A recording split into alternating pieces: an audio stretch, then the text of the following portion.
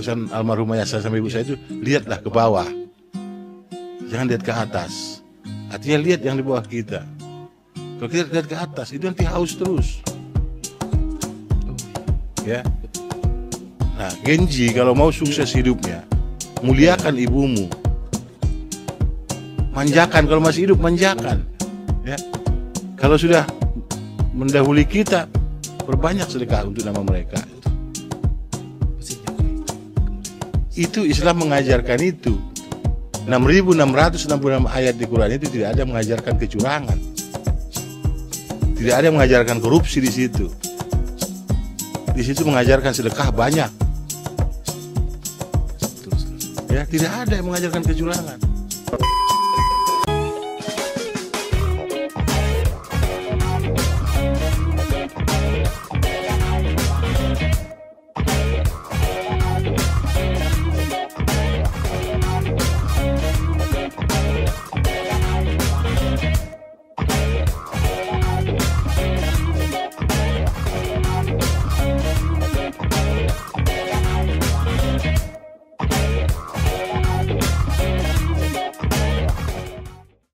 Assalamualaikum warahmatullahi wabarakatuh. Halo Sobat BEMI News. Kembali lagi di podcast Buka Mata Indonesia. Baik, bersama saya tentunya orang baru di sini, yaitu bersama Farel Tagalung. Nah, tentu menemani teman-teman semua Sobat BMI selama podcast ini sekitar setengah jam ke depan. Kita akan bahas-bahas terkait hal-hal yang baru dan mungkin sedikit menggelitik buat teman-teman semua seperti itu. Terutama untuk campaign kita di bulan ini, ya, ini mana kita masih suasana kemerdekaan Indonesia, yaitu di BMI Group saat ini sedang membuat campaign Merdeka Koperasi BMI with Gen Z. Seperti itu. Dan kita semacam punya tagline, Gen Z Ayo Mandiri.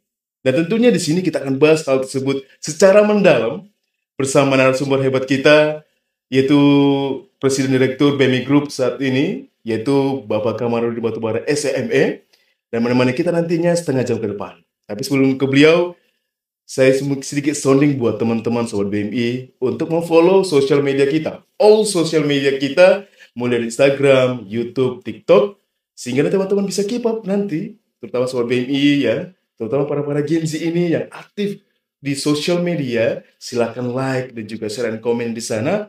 Karena kenapa? Banyak sekali hal-hal baik di sana, terutama untuk pemberdayaan dilakukan BMI Group buat masyarakat Indonesia. Baik. Tentunya mungkin sedikit spill sebelum kita ke narasumbernya lagi buat teman-teman Sobat BMI, kita akan membahas terkait Gen Z. Seperti itu. Kita salah satu generasi yang luar biasa saat ini dan insya Allah di tahun 2045 nanti menyambut Indonesia yang ke 100 tahun yang dimana usia produktif lebih tinggi ketimbang usia non produktif.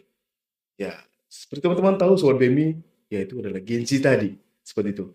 Kita ingin melakukan penyikapan di sana, terutama untuk BMI Group, untuk menyikapi hal tersebut dalam menyambut Indonesia emas nanti, Golden Age in Indonesia, begitu teman-teman. Jadi, kalian teman-teman, pantengin terus untuk sosial media kita, terutama YouTube kita di BMI News, karena kita akan bahas nantinya hal-hal tersebut bersama saya ke depannya seperti itu. Baik, tanpa basa-basi lagi teman-teman, Sobat BMI, mari kita sambut Presiden Direktur Bapak Kamarudin Batubara SEME. Assalamualaikum, Pak. Waalaikumsalam warahmatullahi wabarakatuh. Ini lebih enak dipanggil Pak atau Bung nih, atau Bang nih? Panggil Bung Kambara aja. Bung Kambara, ya baik Sobat BMI ya. Baik. Kambara, Kamarudin Batubara. Oh, betul. Itu singkatannya. Oke, baik Sobat BMI. Baik, Bung Kambara. Ya. Sebelum bagaimana kabarnya, Bung? Alhamdulillah baik. Alhamdulillah baik ya, Bung Kambara. Baik, Bung. Baik. Ada sedikit hal kecil nih Bung Kambara. Ya. Kita membuat tampilan di layar kita nih Bung Kambara. Salah satu foto Bung di mana pada tahun 2004 masih dalam kegiatan Bung Kambara di koperasi ya. Mungkin saat itu masih sebutannya apa itu Bung? Ya. Ini waktu saya menuju lapangan bertemu dengan anggota kita ini di Kecamatan Paku Haji, Kabupaten Tangerang. Skotnya begini nih, pakai motor, terus sarung tangan sama jaket sama ini sapu tangan tuh untuk nutup. Karena waktu itu jalannya belum bagus, banyak debu ya, dan juga melindungi dari bakteri lah ya. Dan pakai helm itu karena di foto helmnya dilepas. Lepas. Ya, itu masih langsing. Kalau sekarang sudah langsung. Langsung. Nah, Oh iya, betul, Bang. ya. Jadi kebetulan Bang ini satu pendekatan kita, Bang, Ya. tentunya kepada Gen Z. Dan mereka sewaktu melihat ini tuh terutama terkait komik sosial dari BMI Group, Bung, dan salah satunya Bung sebagai tokoh utamanya, antusiasme mereka luar biasa. Ya. Banyak sekali komen dan like, terutama banyak ingin tahu mereka terkait BMI Group ini, Bung, seperti itu. Dan kita coba bahas di hari ini, Bung, terkait hal ini tentu. Ya. Gen Z ini. Ya, Genji. Saya di sini berarti waktu itu masih Genji juga ini. Gen Z berarti, Bung, Iya, karena usia saya 23-an. masih termasuk, Bung, Masih Genji itu. Masih Gen Z. Ya kan? Baik. Nah, sekarang saya sudah genjot. Genjot. Iya. Iya. Oke, baik, Bung. Ya. Oke, baik, Bung. Kalau kita bicara nih, Bung, terkait Gen Z, sebenarnya banyak hal yang bisa dibahas ini, Bung, sebenarnya terkait Gen Z ini. Mulai dari sikap mereka, ya terkait attitude mereka saat ini, Bung, ya. Dan sebanyak hal sifat-sifat unik, Bung, sebenarnya. Terutama kalau saya ringkas ini, Bung, ya, saat ini. Saya baca artikel, saya tilik nih beberapa artikel terkait Gen Z. Ada yang bilang Gen Z ini masa bodoh, apatis, maunya cepat, praktis, generasi manja. Dan salah satunya, Bung, saya pernah mengutip atau mendengar salah satu respon, Bung, yaitu salah satu menteri BUMN kita, Pak Erick Thohir, yang bilang bahwasannya Gen Z ini masih banyak bergantung sama. Ya. Begitu. Maka dari itu, Bung, kita coba bahas ini, Bung, di sini. Kita buat tagline Gen Z Ayo Mandiri. Oke. Terkait financial freedom dan terkait koperasi. Dan ternyata, Bung, ketika kita coba tanya nih, Bung, beberapa waktu lalu terkait campaign kita, Bung, ya, ternyata Gen Z ini masih banyak yang tidak tahu terkait koperasi. Ya. Dan ternyata ada yang tahu, tapi hanya singkat-singkat saja, begitu, Bung, ya. Padahal hal tersebut menemani mereka dari SD, SMP, SMA. Dan mungkin di mahasiswa mereka seperti itu, Bung. Baik, mungkin soal boleh tanya nih, Bung, terkait opini, Bung. Terkait Gen Z ini seperti apa, Bung, gambar? Ya. Saya mulai dari mana ya? Kalau disebutkan Gen Z itu belum masih atau tergantung orang tua, wajar. Ya, hal yang wajar saja. Karena di usia itu kan ini berarti kan yang lahir 2000-an ya. Berarti kalau sekarang 2024 berarti usianya masuk ke 24. Mungkin masih ada yang kuliah itu. Masih. Kalau yang beruntung kuliah. Iya, baru beruntung. Ya. Okay. Kalau dia tidak kuliah dari SMA sudah kerja, ya kerjanya kan berarti sudah menghasilkan sebenarnya. Nah, saya melihat tidak ada yang salah dengan perilaku itu.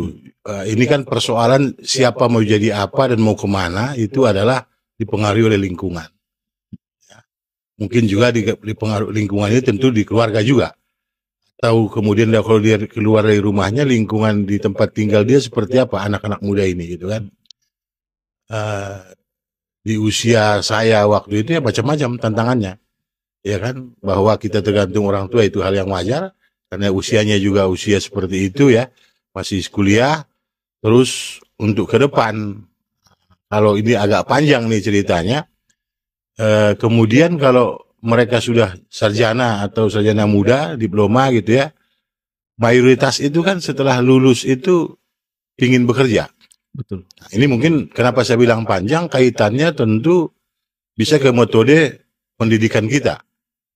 Ya, jadi metode pendidikan kita di Indonesia ini, apakah melahirkan entrepreneur atau melahirkan orang-orang yang berwatak pencari kerja. Oke. Nah, jadi di situ persoalannya.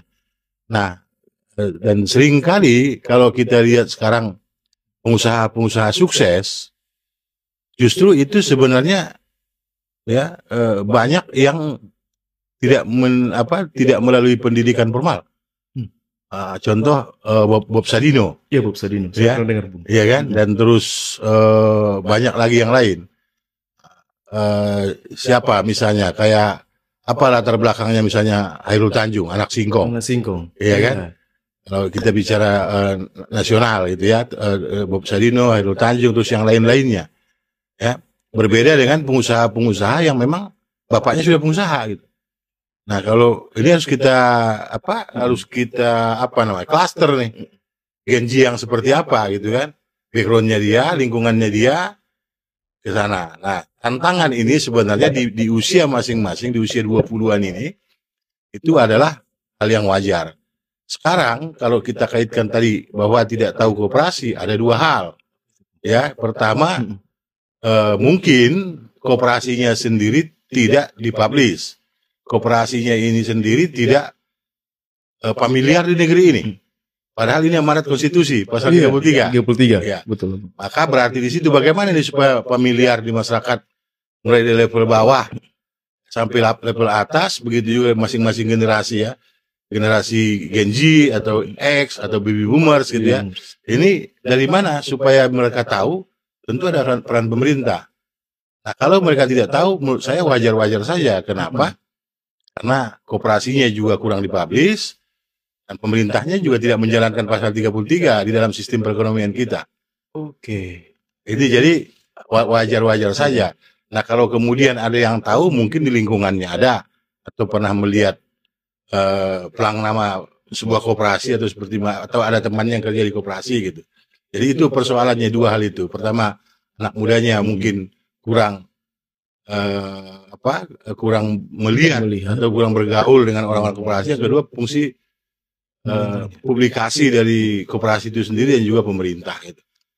Karena negara kita, saya ulangi lagi, tidak mempraktekkan ekonomi koperasi ya, ekonomi yang seharusnya di pasal 33 itu gitu. Ya, itu koperasi harusnya sebelum on-demand jelas-jelas di situ disebutkan koperasi gitu.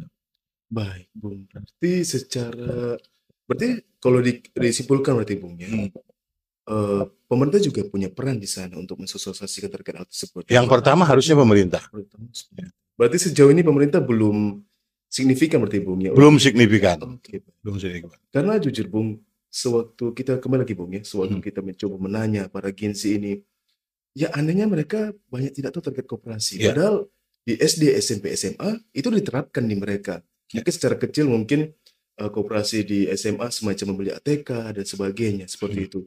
Yang satu lagi Bung, ternyata Bung, Gen Z ini anak-anak kelahiran tahun 2000-an ini Bung ya, sedang berkuliah saat ini, yang mungkin ya seperti Bung sampaikan tadi yang sedang kerja dan sebagainya, ternyata itu belum ada yang tidak tahu terkait Bung Hatta juga. Ya. Begitu Bung. Ada yang tidak Tapi tahu. kalau Hatta itu mereka hafal. Hatta itu mereka hafal Bung, seperti itu. Itu salah satu menurut saya aneh tapi diwajarkan, tapi gak bisa diwajarkan Bung kepada mereka seperti itu. Ya, ini kembali lagi anak muda ini dia mendesain dirinya mau jadi apa. Ya kan? Kenapa saya sampaikan seperti itu? Setiap zaman itu ada tantangannya. Betul. Sekarang, Gen Z sekarang itu tantangannya luar biasa. Itu. Ya, dengan medsos yang begini luar biasa ya, internet terbuka ya, semua salah-salah bisa kepleset judi online. Oh iya, bisa kepleset ya trading gitu kan, pinjol gitu. Dan semua tadi pingin instan. Padahal tidak ada makan siang gratis. Iya, ya, betul. Semua harus kerja keras. Iya, betul, ya. Betul. Nah, kalau mereka tidak tahu Bung Hatta, itu tadi mungkin juga ada pengaruh sekolah. Ya, kita sudah tidak lagi memperkenalkan founding father kita. Betul. Ya, siapa di awal. Ya, mungkin mereka Gen Z ini belum merdeka, karena ada yang merdeka, ada yang bilang merdeka itu sesungguhnya kalau di dompet Bung Hatta dan Soekarno Hatta sudah berjejer. Ya, jadi mereka tidak tahu.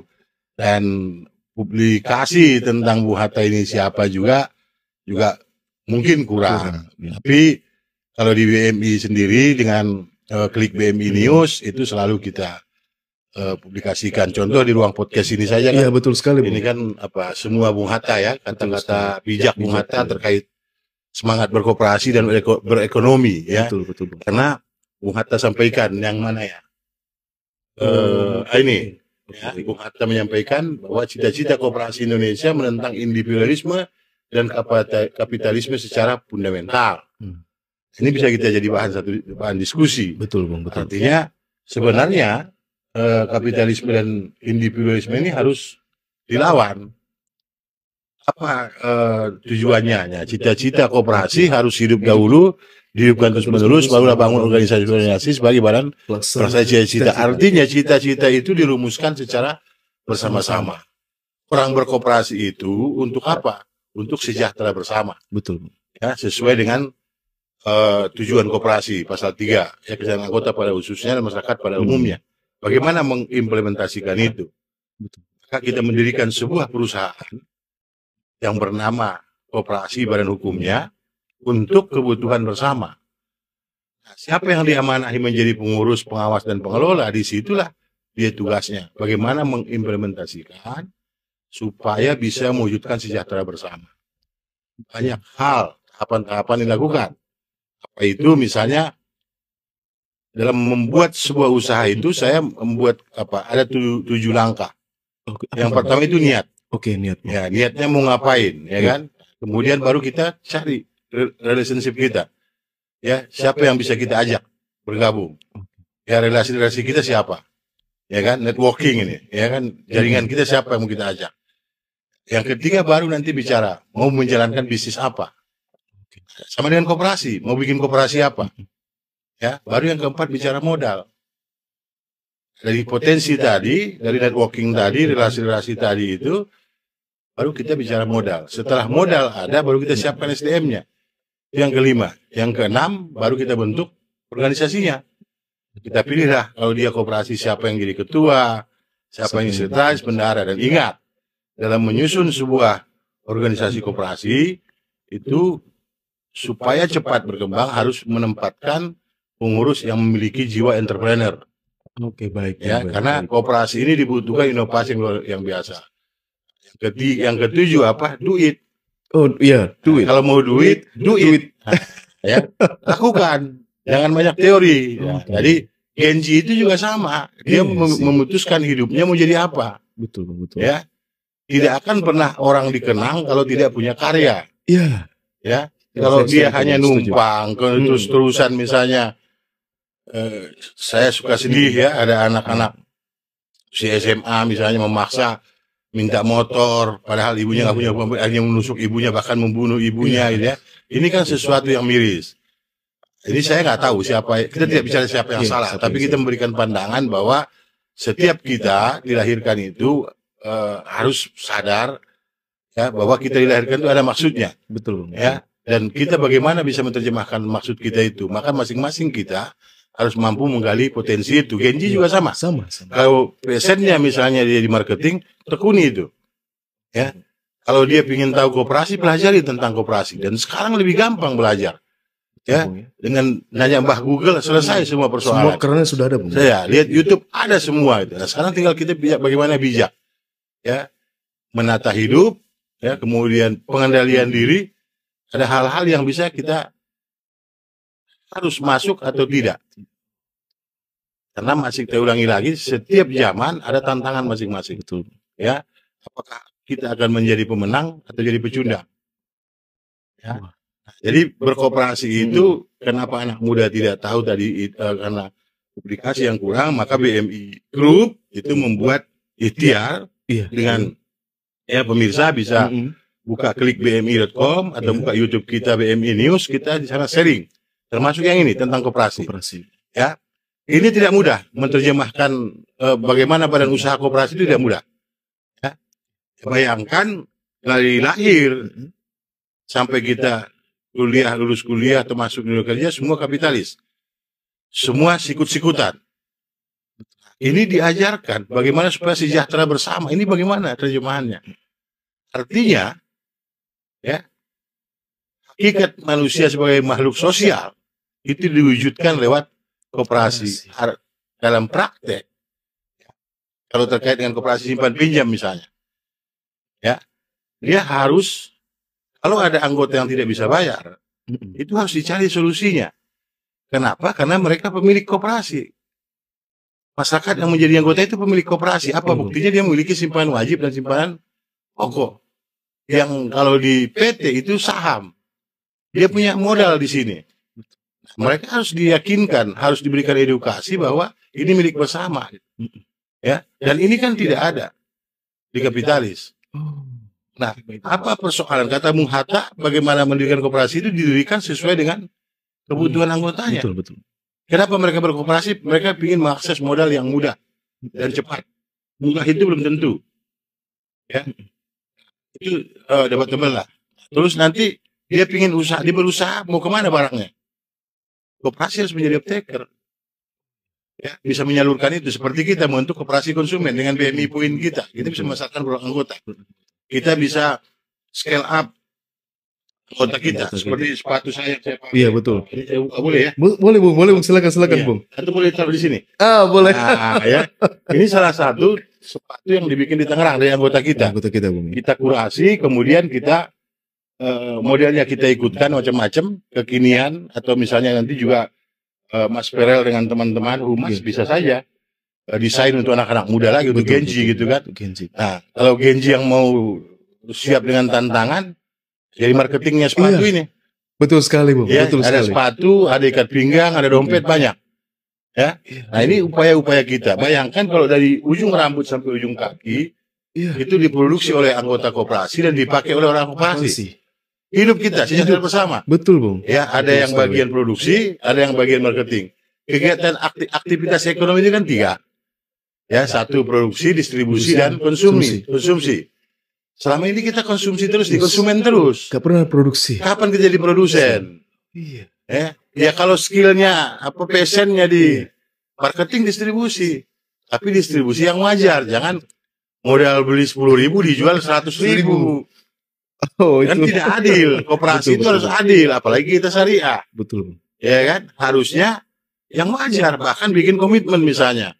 Ini kami bayar 10.000, nanti kalau laku ternyata 100.000, ibu atau bapak sebagai pengrajin kami tambah lagi nanti.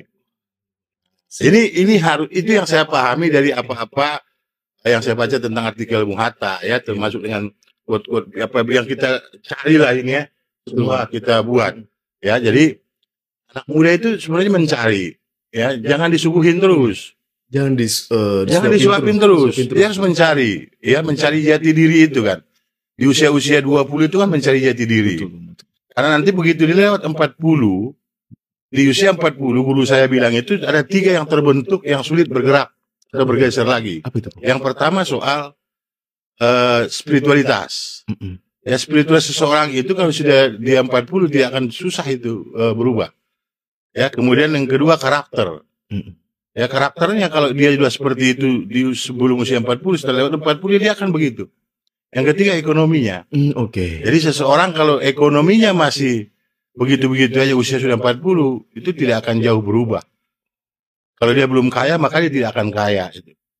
Ya, kalau dia belum stabil ekonominya, maka dia akan sulit untuk stabil. Itu kata guru saya, dan itu bisa kita lihat memang terbukti itu. Ya, saya melakukan riset-riset kecil dengan teman-teman dan juga anggota-anggota kita yang produktif, ya, banyak. Nah, ini usia-usia itu. Nah, 20 ini mencari jati diri gitu.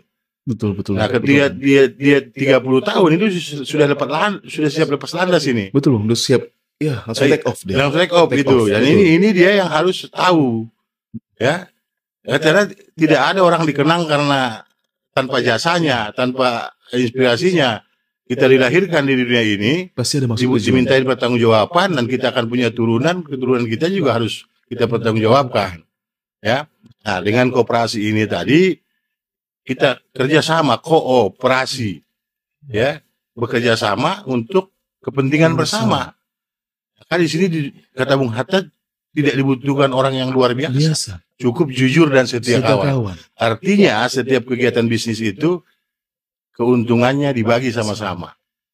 Ya, ada proporsinya. Berapa persen yang kita sepakati untuk produsen, berapa persen untuk distributor, konsumen di harga berapa, dan konsumen harus happy gitu. Betul. Supaya ada repeat order. Iya. Ya, ini sekilas ya, tidak mudah menerjemahkan ini. Kita pun mesti berjuang di BMI Group. Ambil contoh ya, anggota-anggota kita di Kopsa yang ingin punya rumah, dia sudah punya tanah, bahkan rumahnya sudah hancur. Ya, pendekatannya 2. Satu dengan dia pembiayaan rumah tanpa DP, ya, tidak ada uang muka. Itu yang dikerjakan oleh koperasi jasa kita, Benteng Mandiri Indonesia, materialnya dari Benteng Muamalah Indonesia. Kalau dia pembiayaan yang modalin di Koperasi Syariah Benteng Mikro Indonesia. Jadi ini siklus yang kita bangun. Langsung, oke, Iya, baik, jadi Bung. Wah, karena dari anggota oleh anggota untuk anggota. Artinya dengan dia menjadi anggota koperasi ini, dia menjadi prioritas. Kalau rumahnya belum sempurna bisa. Untuk anak sekolah ada. betul. Ya, untuk apa lagi? Misalnya dia bicara spiritual, mau umroh ada. Ada simpanan umroh, ada pembiayaan umroh. Ya, mau haji juga ada. Mau apa lagi? Mau sekolahin anak ada. Maka di model kita kan model BMI Syariah ini yang saya gabungkan Grameen Bank dengan koperasi. Ya, ada ikrar ya dari yang terus saya pertahankan dari guru kita Profesor Haji Mat Syukur, ya, beliau sekarang staf khususnya Menteri Pertanian Pak Arman, gitu guru besar saya dan para Radius, ya, ada ikrar nomor 4 itu mendorong anak-anak untuk terus bersekolah. Oke, baik. Nah, ini yang kita dorong. Jadi anggota kita itu kita dorong anaknya minimal lulus SLTA. Nanti sudah lulus SLTA bisa kerja di BMI, kalau dia mau kuliah sendiri saja. Bisa kerja sambil kuliah. Nah, ini semangat yang kita bangun. Karena generasi kita tidak akan maju, ya, anak-anak muda ini tidak akan maju kalau tanpa pendidikan. Ya, kita tidak bicara soal takdir, Iya, betul. tapi bicara soal tools kita untuk mengarungi hidup ini. Apa yang kita punya? Apa yang kita lakukan? Apa yang akan kita lakukan dari apa yang kita punya tadi? Modalnya kita apa? Gitu. Ya, kalau kita misalnya petani, kita butuh cangkul. Kita butuh pengetahuan tentang bagaimana budidaya, apa yang mau kita budidayakan. Tentu itu harus kita lengkapi. Jadi anak-anak muda harus tahu itu. Betul sekali. Betul. Jangan hanya menunggu gitu. Jangan hanya mencari, ciptakan. Prinsipnya kalau orang lain bisa, kenapa kita tidak bisa? Iya, betul sekali. Itu. Wah. Saya minum dulu. Oh, silakan, Bang. Baik. Wah, Bung Kambara, saya mendengar insight-nya itu luar biasa. Luar biasa. Luar biasa. Sampai ke sini semangatnya Bung Kambara. Sampai mejanya goyang ini. Wah, saya mendengar itu, makanya terkadang Bung Kambara, jujur. Ya. Ketika mendengar insight dari Bung Kambara tadi, terkadang saya sudah kebuka semua Bung Kambara. Kebuka semua. Apa yang mungkin dulunya tertutup dan mungkin persepsi saya terkait hal-hal yang mungkin itu kurang begitu menarik, sekarang sudah kebuka Bung Kambara seperti itu. Dan Bung Kambara tadi menyinggung terkait produk BMI dan terutama Genzi. Betul sekali Bung Kambara. Kita nanti insya Allah dari campaign kita ini Bung Kambara yang dibuat BMI Group ini melalui campaign Merdeka Koperasi BMI with Genzi ini, kita akan membuat sobat BMI yang dimana nanti dalam program tersebut Bung Kambara, BMI Group kita nanti Bung Kambara akan membuat sebuah edukasi, kita akan membuat CSR dan juga kita akan membuat semacam affiliate Genzi yang dimana nanti menghimpun mereka untuk menjadi marketing kita dan kita menciptakan desa koperasi bersama mereka Bung Kambara. Seperti itu. Ada ini gagasan juga yang memang sudah kita lama ingin jalankan desa berkoperasi. Bung Kambara, silakan. Melibatkan Genji. Jadi ayo menjadi Genji yang mandiri. Betul. Dan jangan cengeng. Betul sekali Bang. Ya, jangan cengeng. Betul. Ya, tidak ada makan siang gratis. Tidak ada makan siang gratis. Karena kalau kita semangatnya selalu meminta dan menunggu, itu bukan semangat pejuang. Ya, yang memenangi kehidupan adalah yang pekerja keras. Betul. Ya. Jadi kalau nanti masuk ke sana, jadilah marketing yang jujur dan setia kawan. Bermuamalah secara syar'i itu hubungan manusia dengan manusia, hubungan kita dengan dalam bisnis sesama bisnis harus menjunjung tinggi kejujuran dan setia kawan. Ya, jangan sampai nanti aktivitas kita itu merugikan orang lain. Ini nilai-nilai yang ada di koperasi dan sesungguhnya itu nilai-nilai yang ada di syariah. Ya, jadi nanti kalau dia memasarkan produk anggota kita misalnya harus transparan. Betul. Kalau harga jual misalnya 100.000 ya jangan menaik-naikkan harga itu. Ya, karena kita perlu perlu ingat bahwa hidup ini mencari keberkahan. Ya, mencari keberkahan. Uang banyak kalau nggak berkah itu nggak ada gunanya. Makanya kalau uang yang abu-abu biasanya ada orang bilang itu uang setan dimakan jin. Makan jin, hilang begitu aja, lenyap. Tapi kalau dia berkah itu bisa bertahan. Betul. Dan biasanya uang baik akan berada di tempat baik. Ya. Iya, betul, Ya. betul Bung. Saya percaya itu. Orang baik Saya akan percaya. berada di tempat baik. Saya percaya itu. Bung. Inginnya sedekah, Sedekah, ya pinginnya bantu sedekah. orang gitu kan. Ini anak-anak Gen Z ini harus paham itu. Karena dengan kita berbagi, kita akan banyak membantu orang.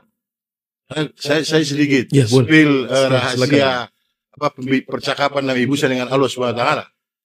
Ya, Iya, Bung. ketika itu Nabi Musa bertanya, "Ya Allah, ibadahku yang mana yang engkau suka? Apakah sholatku, apakah puasaku, atau zikirku?" Allah bilang, tidak, tiga-tiganya. Kenapa ya Allah? Karena sholatmu itu adalah untuk dirimu sendiri. Ya, inna sholata tanha 'anil fahsya'i wal munkar, untuk mencegah dari perbuatan keji dan munkar. Puasamu itu adalah untuk mengendalikan hawa nafsumu.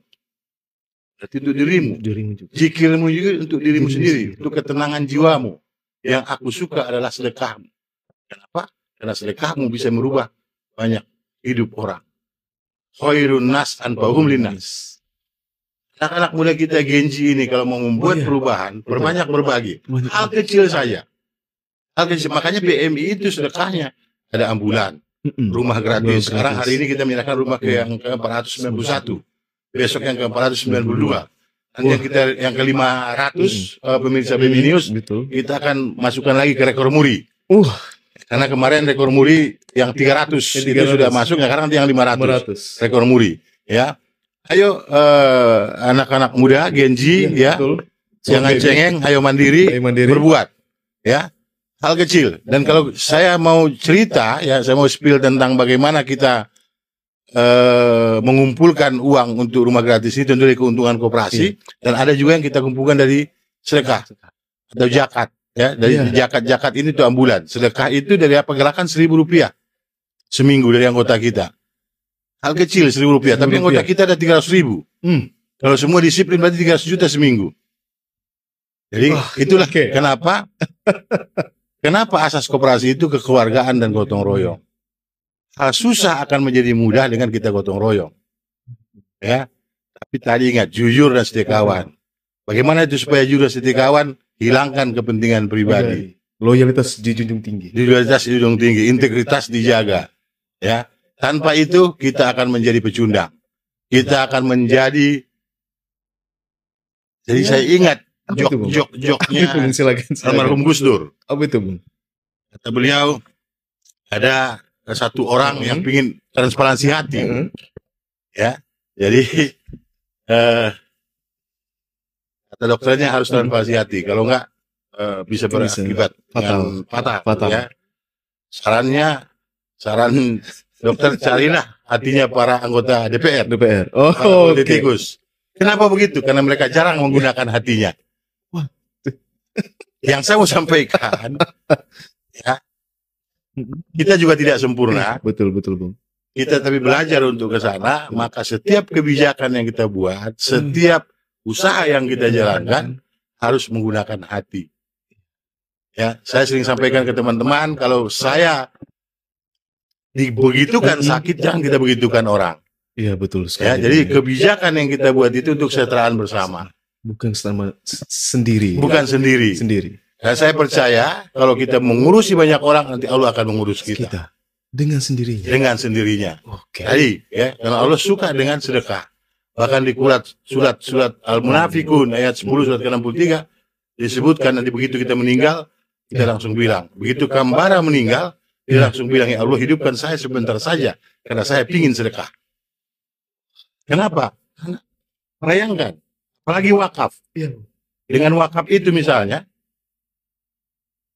itu bisa melebihi manfaatnya, bisa melebihi umur biologis kita. Betul. Contoh Syekh Bungak, apa buka dari Aceh. Meninggal sudah ratusan tahun yang lalu, 200 tahun yang lalu. Beliau punya wakaf di Mekah yang jadi hotel. Itu kan bagi hasilnya itu karena bunyi wakaf beliau waktu itu adalah hasilnya untuk semua jamaah, dibagi rata untuk semua jamaah asal Aceh. Sampai sekarang masih dapat itu. Utsman bin Affan dengan sumurnya. Ya, jadi kita menjadi khairun nas anfa'uhum linnas. Bagaimana kita bermanfaat orang? Jangan berdebatkan hal-hal kecil. Karena kalau kita selalu melihat perbedaan, tidak akan pernah ketemu. Nggak ada titik temunya. Tidak ada titik temunya. Maka kita cari kesamaan. Ya, itulah hakikat mencintai sesama gitu. Hubungan suami istri bukan kan di situ. Iya, Kesamaannya yang dicari. betul. Kalau dicari perbedaan, Wah, itu tidak akan pernah ketemu. Ya, hal-hal kecil yang berbeda, kita sudah berdamai dengan jiwa, mengendalikan diri, ingat kepentingan yang jauh lebih besar gitu. Dan bisnis pun harus begitu. Itulah yang saya pelajari bagaimana kita mengelola koperasi ini. Ya, sehingga di BMI ini ya dalam waktu tidak terlalu lama kita bisa seperti ini punya bisnis ya semua berbadan hukum koperasi gitu. Baik Bung, luar biasa sekali Bung. Saya juga jadi teringat ini Bung, salah satu anggota Bung seperti itu yang kita berikan hibah rumah gratis Haresa. Ya. Ada semacam kutipan Bung yang disampaikannya ke kita Bung. Ya. Terutama waktu saya mendengar itu Bung ya. Aduh saya lihat dari penghasilan itu nggak mendukung Bung ya. Makan aja mah Bung, susah. Ya. Tapi beliau masih bisa menyampaikan hal ini kepada saya Bung ya, kepada tim juga saat itu waktu meliput beliau buat video dengan beliau. Beliau bilang seperti ini. Satu kutipan Bung. Ibadah untuk menyambung hidup. Itu menurut saya Bung, kata-kata beliau itu mengena di hati saya. Karena ini kebalik Bung. Biasanya orang bekerja untuk menyambung hidup. Ini ibadah menyambung hidup. Beliau selalu menyisihkan penghasilan beliau, kencelengan kita Bung. 1.000, 2.000, 3.000 selalu. Biarpun nanti mungkin beliau dapat penghasilan di hari itu mungkin 30.000, 20.000, beliau masih menyempatkan untuk menabung itu Bung. Jadi saya sedikit tertampar Bung dengan hal itu. Ya dengan melihat semangat beliau yang menyisihkan uang itu. Jadi ya kembali lagi Bung, betul sekali sampaikan Bung tadi. BMI Group ini mengajarkan kita hal-hal luar biasa. Sedekah itu membawa manfaat bagi kita, membawa sebuah hal besar bagi hidup kita, terutama ya mengetuk hati kita, begitu Bung ya. Dan mungkin itu Sobat BMI, para Genji saat ini, kita tahu Bung ya, Genji itu rasa sosialnya tinggi. Apalagi nanti bergabung dengan BMI Group, bersama Sobat BMI nanti. Itu bisa menambah rasa sosial kalian tentunya, dan melihat hal itu lebih dari satu pandang, satu sisi, begitu Bung ya. Baik Bung. Oke, ternyata hampir semua terbahas ini Bung ya. Jadi sudah disipil Bung Kambara terkait koperasi, terkait BMI Group, koperasi jasa, koperasi muamalah, konsumen. Mungkin ada beberapa hal lagi, mungkin sedikit kita spill lagi nih Bung. Seperti itu. Kita coba pertanyaan. Ini salah satu mungkin opini Bung, yang saat ini masih agak semacam ya sedikit jadi perdebatan Bung, seperti itu. Jadi banyak Bung, ini bicara terkait isu ekonomi Bung, terutama untuk Gen Z. Gen Z diperkirakan Bung akan susah punya rumah dikarenakan mereka mengatur keuangannya sulit. Menurut Bung seperti apa nih terkait solusi mereka itu? Ya kalau di usia sekarang ya sulit lah. Saya pun di usia segitu sulit. Bung ya. Tapi banyak juga yang nggak sulit. Apa itu Bung? Ya orang-orang yang sudah stabil dari keluarganya. Ya kan? Jadi apa ya? Saya sih cenderung ingin mengajak supaya kita semua itu melihat hidup itu optimis. Optimis Bung ya. Karena segala sesuatu kita mulai dengan pesimis. Sisi muamalah nih, iya Bung. Ya sisi syariahnya, ya sisi agama. Berarti kita tidak percaya dengan rezeki itu dari Allah. Iya dari Allah. Ya, maka kita lakukan saja apa yang bisa kita lakukan secara benar. Kalau garis tangan kita punya rumah nanti sampai Bung. Ya. Tapi Bung, karena ini sudah ada dari pernyataan dari Menteri Keuangan Bung dan juga Menteri Bumn kita Bung, seperti itu. Ini yang saya sedikit kurang sependapat ya. Kalau pejabat publik menyampaikan seperti itu, kemudian menjas anak muda gitu ya. Ya kalau sekarang nggak punya rumah ya benar. Tapi nanti juga sampai hal sederhana masing-masing kita bilang tadi. Setiap kita ada zamannya, setiap orang ada masanya, setiap masa ada orangnya. Betul.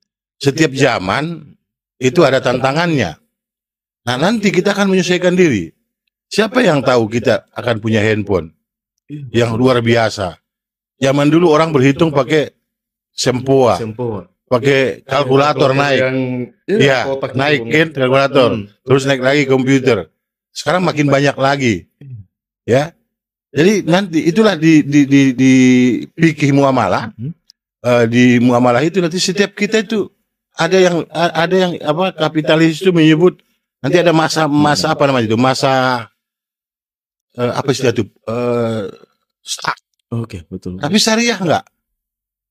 Karena nanti kita akan setiap orang itu akan mengikuti perkembangan zaman. Oke. Ya. Itu namanya optimis dalam hidup. Optimis dalam hidup. Baik. Dalam hidup. Jadi harusnya pejabat publik itu memberikan motivasi. Bukan statement yang menjas. Iya.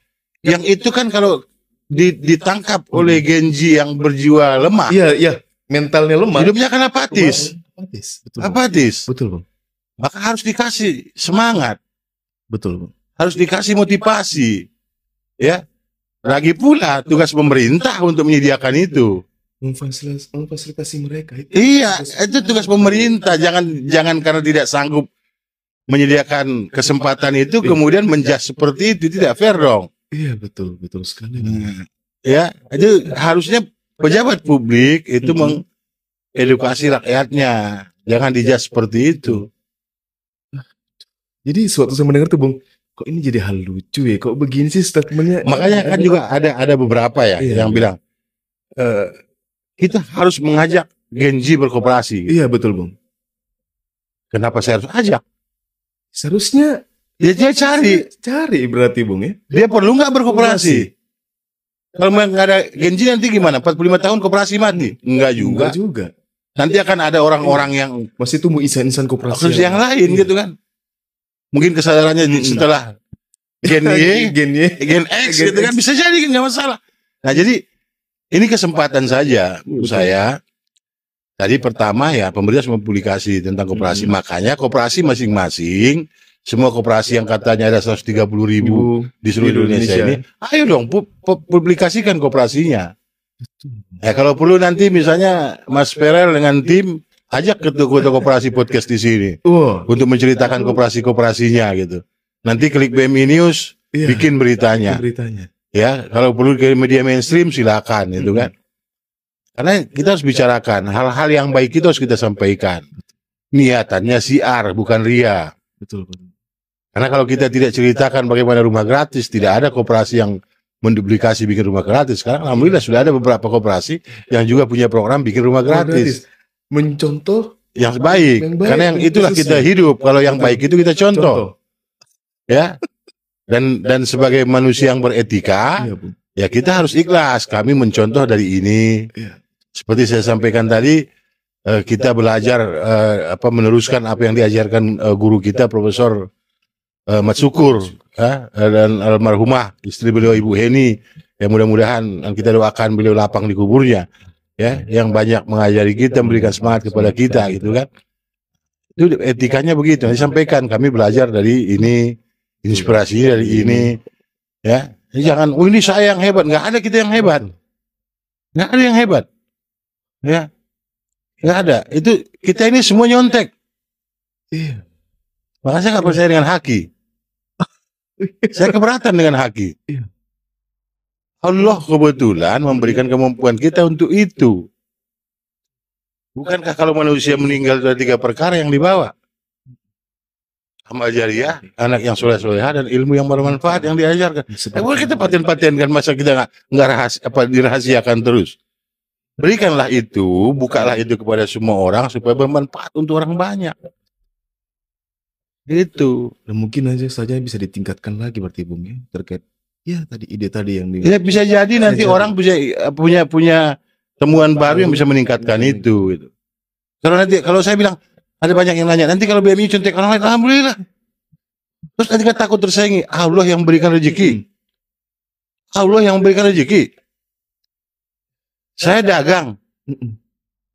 Coba Mas Ferel nanti makan siang di mana? Mungkin tadi malam belum kepikiran. Belum kepikiran makan siang di mana, ya kan? Belum kepikiran. Misalnya kalau biasa jalan keluar cari makan, belum kepikiran tadi malam. Atau nasi bungkus di malam kepikiran. Tiba-tiba nanti mungkin last minute langsung saya pengen itu. Iya. Siapa yang menggerakkan hatinya pengen makan itu? Berarti kan rezeki rumah makan itu. Iya. Harusnya kita begitu memaknai hidup, memaknai rezeki. Ya. Jadi kalau misalnya, wah ini nggak benar nih, gaji saya harusnya naik. Kalau sudah waktunya naik, itu nggak ada yang bisa nahan. Kalau sudah waktunya pasti dapat kok. Pasti Allah udah takdirkan, Allah sudah ridhoi gaji kita naik. Takdir kalau kita dagang, Allah takdirkan bahwa kita kan ada pembeli banyak hari itu akan datang. Maka yang paling penting supaya kita dicari orang, kalau dia dagang, jaga kualitas, jaga rasa, stabilitas rasanya harus dijaga, layanannya, kebersihannya. Nah, kalau kita sudah optimal begitu, kita tawakal. Biar Allah yang ngatur siapa yang akan datang. Dan ini harus dijaga. Jangan nanti begitu rame, tadinya misalnya rendangnya enak gitu ya, kelapanya 3 jadi 2,5. Jadi berkurang 2. Bikin untung gede. Makin lama makin serakah. Padahal tadi keberkahan. Ini jual makanan, karena orang makan itu kan menjadi darah daging, jadi tenaga, manfaat juga. Nah, di situ jadi berdagang itu pun itu membantu banyak orang dan membuat orang dari semangat, jadi bergairah hidupnya, jadi tenaganya nambah, pasti kita dapat pahalanya juga gitu. Jadi memaknainya saya belajar seperti itu. Kalau kita dagang apapun bisnis kita, wah ada yang buka nih sama. Allah yang ngatur rezekinya, lillahi ma fis samawati wa ma fil ard. Ya, Al-Baqarah 284. Kepunyaan Allah apa yang ada di langit dan bumi. Minta aja dalam tahajud, dalam doa. Enggak usah. Saya orang tua saya orang susah, nggak boleh. Kita harus menghindarkan itu. Saya mau orang susah, seorang belaksang enggak. Karena kita sedang menjalani takdirnya Allah. Betul. Ya. Maka kita bekerja, berdoa. Ya, nah ini, jadi anak-anak muda itu juga begitu. Wah susah ya, lah ya orang itu bisa. Pasti kita bisa. Saya nggak bisa begitu, cari yang lain. Masing-masing kita ini ada jalannya. Tinggal bagaimana cara kita menemukannya. Jangan berputus asa. Itu caranya. Terus cari kerja keras. Cari guru, baca buku. Cari mentornya, Cari mentornya gitu. Ya, ini yang saya praktekkan. Saya buka juga itu, ya. Boleh. Jadi saya kalau kita bicara tentang saya nggak punya basic ini, ya tidak ada semua yang punya basic. Tapi lingkungan kita yang merubah itu. Nah kalau kita lakukan ikhlas nanti akan dituntun itu. Kalau memang kita harus sampai ke sana ya nyampe. Betul. Ya begitu. Jadi apa namanya anak-anak muda ini ya penyesalannya itu datangnya belakangan, selalu belakangan. Karena kalau di depan itu pendaftaran, betul. Ya? Registrasi itu. Iya, registrasi. Jadi jangan sampai nanti usia mudanya sia-sia. Betul. Ya. Dan kita juga harus terbiasa dengan mengendalikan emosi. Betul. Ya, harus bisa menerima perbedaan. Apa sering saya sampaikan itu ya fokus saja, tulus saja bekerja. Betul. Hasil itu serahkan sama Allah. Tidak akan ada yang ketukar. Kalau itu bagian kita akan datang itu pada waktunya. Kalau belum nyampe, mungkin belum. Kenapa? Kalau sampai sekarang mungkin moderatnya lebih banyak buat kita. Itu cara gampang bersyukur. Dan selalu qanaah. Selalu merasa cukup. Tidak ada kurangnya. Maka pesan almarhum ayah saya sama ibu saya itu, lihatlah ke bawah. Jangan lihat ke atas. Artinya lihat yang di bawah kita. Kalau kita lihat ke atas, itu nanti haus terus. Oh iya. Ya. Betul. Nah, Genji kalau mau sukses hidupnya, muliakan ibumu. Manjakan, kalau masih hidup, manjakan. Ya. Betul. Kalau sudah mendahului kita, perbanyak sedekah untuk nama mereka. Itu Islam mengajarkan itu. 6.666 ayat di Quran itu tidak ada mengajarkan kecurangan. Tidak ada mengajarkan korupsi di situ. Di situ mengajarkan sedekah banyak. Betul sekali. Ya, tidak ada yang mengajarkan kecurangan. Berniaga dengan bohong nggak ada. Jujur. Ya, ini bekal anak-anak muda yang perlu dipahami. Betul. Ya. Nah, kalau kita mau berkooperasi berarti kita mengamalkan pasal 33 Undang-Undang Dasar 1945. Yang saya yakini Bung Hatta sangat religius. Betul. Merumuskan itu. Bagaimana kita sejahtera bersama. Beliau mencontohkan kehidupan di Sumatera. Ya. Mencontohkan di Sumatera yang bangun rumah secara gotong royong, panen secara gotong royong. Itu seharusnya ruhnya koperasi, membantu sesama. Dan kita berarti apa? Harus bisa mengelola masing-masing, mengelola diri masing-masing. Kita harus ikhlas. Oh iya, Mas Fatur nih, kameramennya nih, lebih membutuhkan karena beliau mau nikah sebentar lagi. Udah, dia aja dulu. Misalnya arisan, Iya, betul. kasih aja ke beliau dulu. Mas Berer masih lama lah, gitu kan? Ya Mas, ini nggak apa-apa. Artinya itu ada keikhlasan seperti itu. Begitu tadi, kenapa saya sampaikan misalnya kalau ada rumah gratis yang kita bangun, siapa yang kita kasih?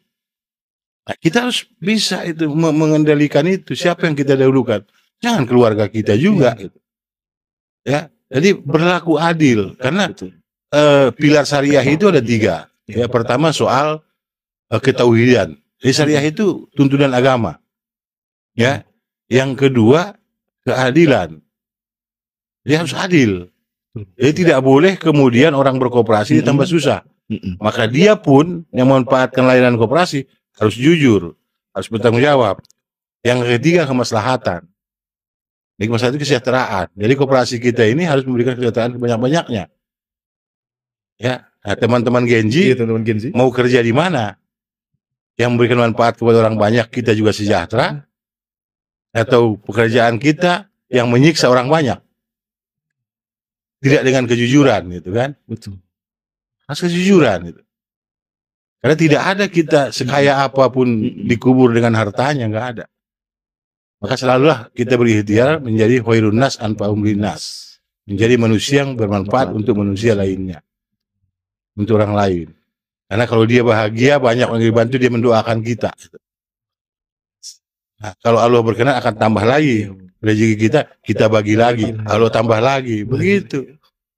Jangan kayak korun, tambah banyak malah dikubur sama hartanya, ditimbun deh. Iya, ini juga tadi mungkin podcast yang perlu juga mengulas-ulas soal muamalah ya, terus juga soal tokoh-tokoh orang tua kenal Bung Hatta, kenalnya Atta Halilintar, ya nggak kenal tokoh-tokoh nasional, kualat kita. Betul. Kalau nggak ada beliau-beliau ini nggak merdeka kita. Mungkin kita nggak ada di sini. Nggak ada di sini.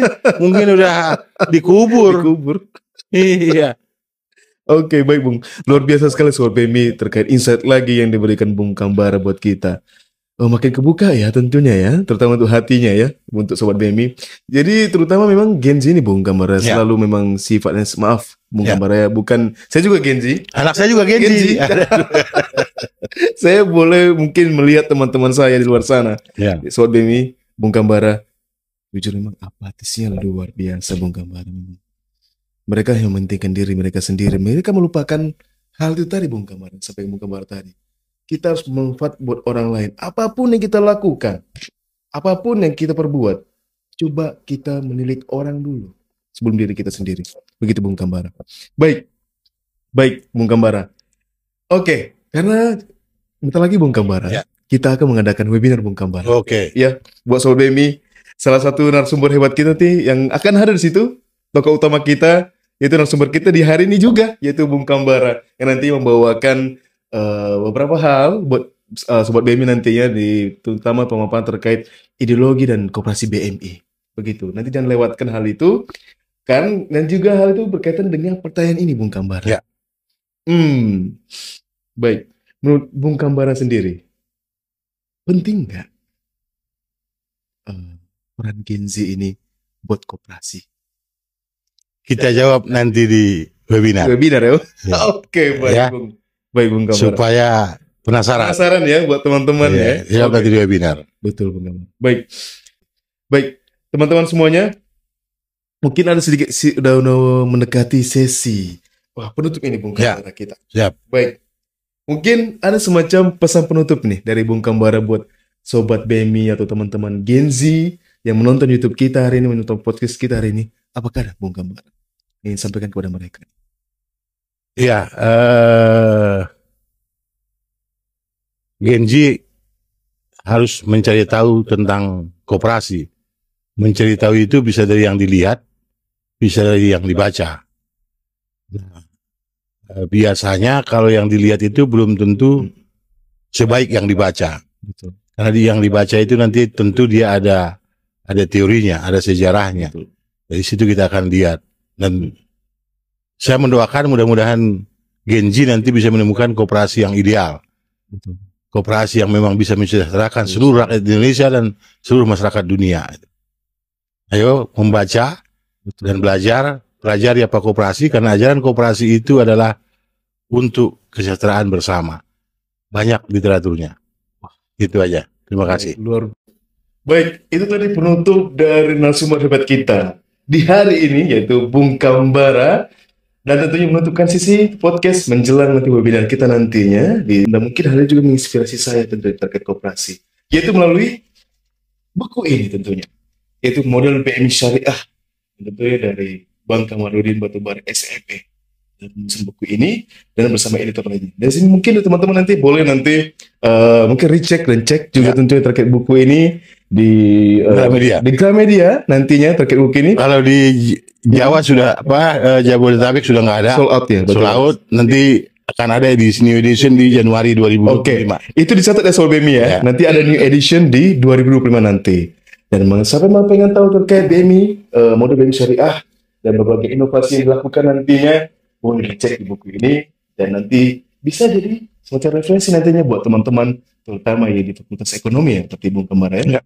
Bisa dicek nanti di buku ini. Teman-teman semuanya, baik. Itu salah satu pesan penutup juga dari saya. Jadi saya cuma bisa mengucapkan buat teman-teman Gen Z, ayo semangat kembali, ayo cari tahu kembali terkait koperasi. Karena kenapa? Koperasi adalah pilar suatu ekonomi, suatu bangsa, terutama Indonesia. Loyalitas selalu dijunjung tinggi bersama integritas yang ada. Seperti itu, mungkin penutup buat kita, Bung Kambara. Oke, mari. Gen Z, ayo mandiri.